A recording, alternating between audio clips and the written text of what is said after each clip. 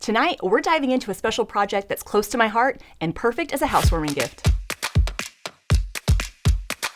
Hey everybody, it's me, Angela Walters, your favorite Midnight Quilter, and on this episode, we're going to be making a Quilt As You Go wall hanging that says home. If you've watched any of my videos over the past few years, you know I don't talk about my kids a whole lot. Not because I don't think they're the best kids in the whole world and I'm so darn proud of them, or because I don't think you want to hear about them, but for the most part, I try to keep the videos all about quilting. But today, I hope you'll indulge me with a little bit of talk about my kids because there's some big news in the Walters household. My oldest son is buying his first house, and I'm so proud of him, I could just burst.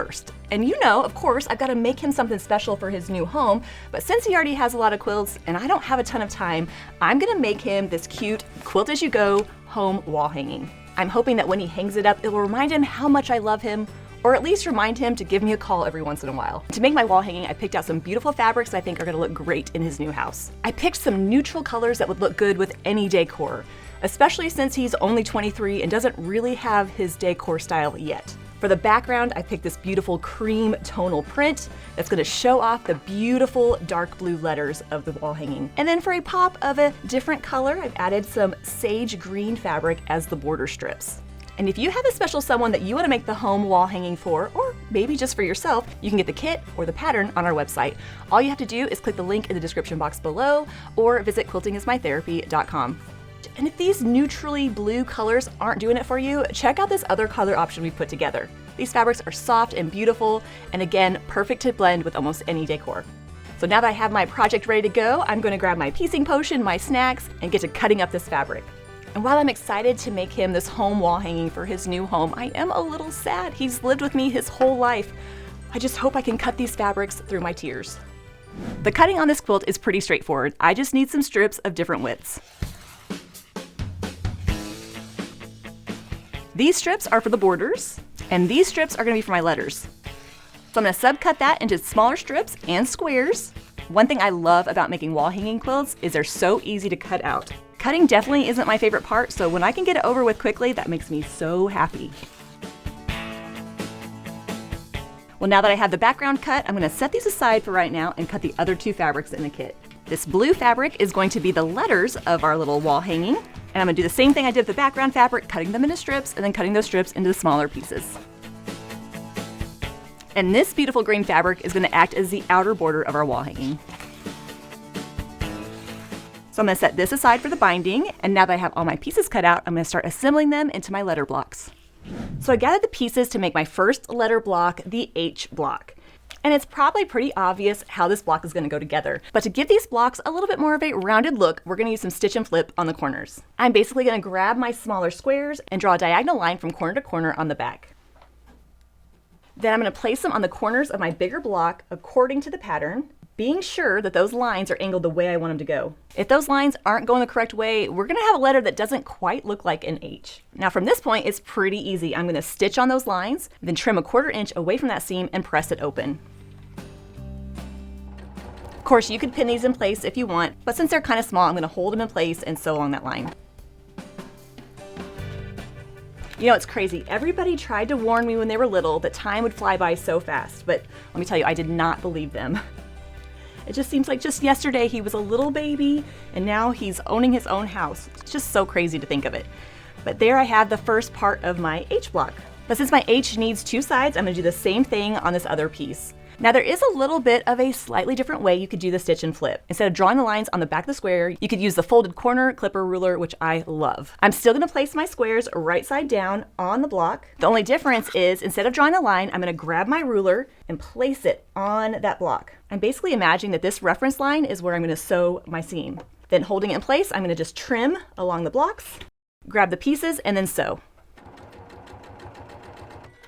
And then do the same on the other side. This just takes out the step of drawing the line, and since I'm cutting those fabrics together, it kind of helps them kind of stay together when I'm sewing them. It takes a little bit more effort, but the result is worth it to give me those nice kind of curved, rounded edges to my block. Now that I have that done, all I need to do is sew these pieces together, press them, and then sew the whole block together. And while I am a little sad about my baby boy moving out, I at least have my quilting to keep me busy. At least until he gets married and has grandbabies.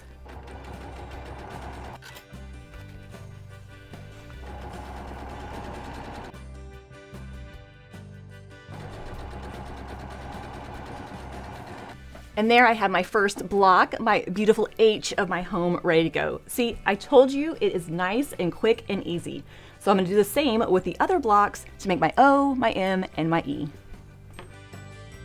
Now what makes it even more special is the house that he bought belonged to Grandma and Grandpa Ford. Grandpa Ford is the one that taught me how to make quilts. He's the one that talked my husband Jeremy into buying me my first long arm. He's basically the reason that I'm quilting right now. And so the fact that Drake has the house that I learned how to quilt in just makes it so special. I had no idea all those years ago that quilting would not only become my passion and my career, but that my son would own the house all those years later. It's just, oh, so sweet.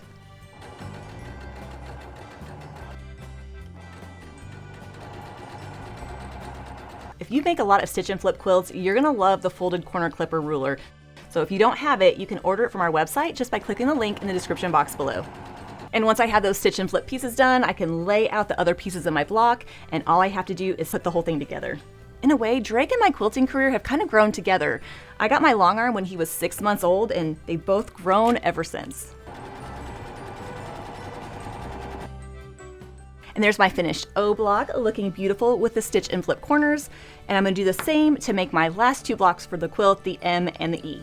Now, while stitch and flip is a lot of fun and pretty easy to get the hang of, you've got to pay attention to the directions. There have been many a time that I haven't paid attention or double checked the direction of the lines, only to realize there wasn't much flipping going on. So be sure to double check those lines.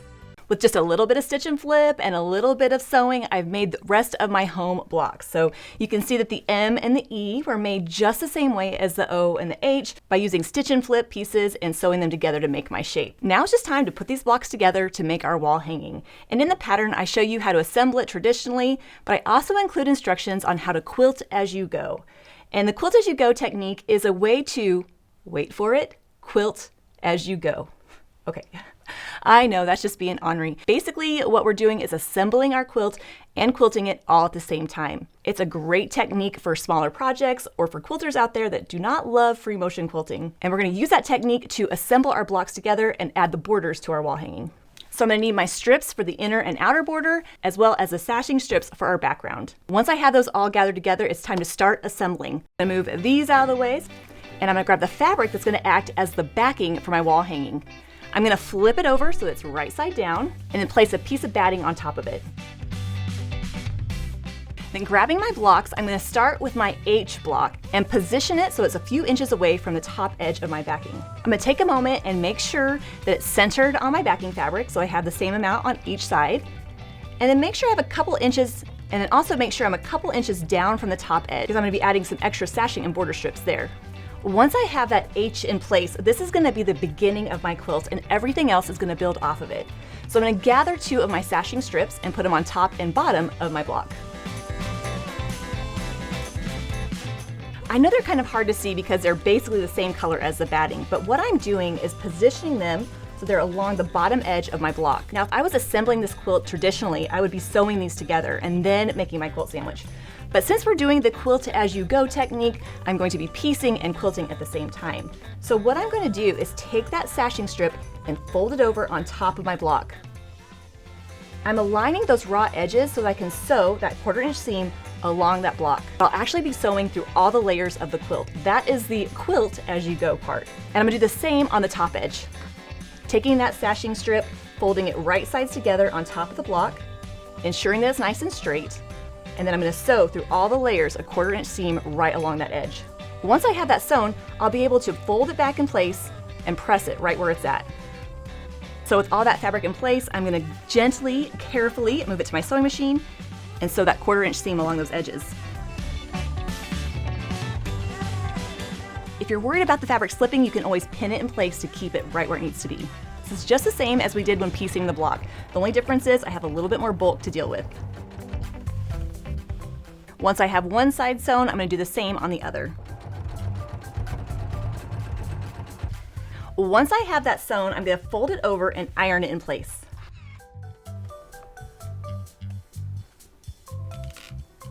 So now I have my H block in place with the sashing sewed to the top and bottom of that block.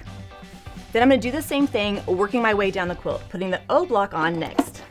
Grabbing my O block and laying it where I want it to go directly under that sashing strip. And just like we did with the sashing, I'm gonna fold it over and place it right sides together, aligning up the raw edges, then sewing that 1/4 inch seam through all the layers. If you have a walking foot for your sewing machine, you might find it helpful for this step since it will help feed the layers of that fabric through evenly.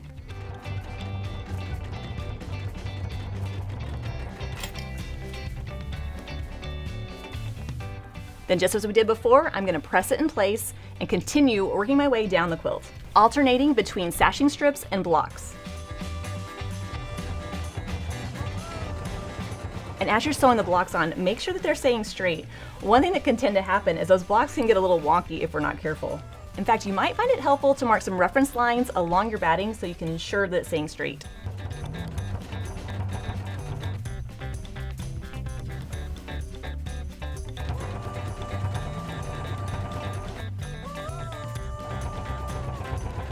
Once I'm finished with the blocks of the sashing, I'll have the center of my wall hanging complete. After this, it's just time to add the border strips and I'll be done. The border strips are assembled the same exact way. The only difference is I'll be sewing a much longer seam.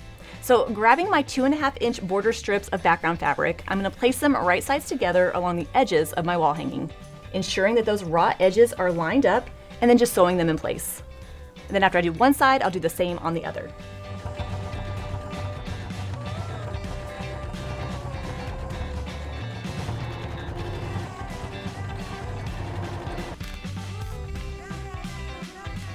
Once that inner border is assembled, it's time to add the second border to it, doing the same thing, lining up the raw edges, putting them right sides together, and sewing along it. So I'm gonna do that, and then I'll show you what the whole thing looks like when it's finished.